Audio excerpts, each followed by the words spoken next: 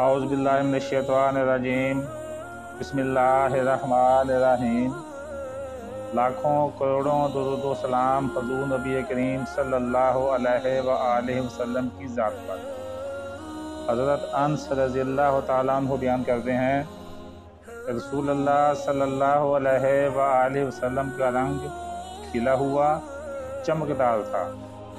آپ صلی اللہ علیہ وآلہ وسلم کا پسینہ جیسے موتی ہوں، جب چلتے تو جھکاؤ آگے کو ہوتا۔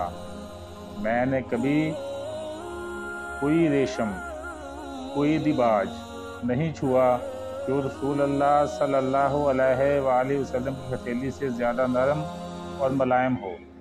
نہ کسی کستوری اور عنبر ہی کو سونگھا جو رسول اللہ صلی اللہ علیہ وآلہ وسلم کی خوشبو سے زیادہ عمدہ اور پاکیزہ ہو۔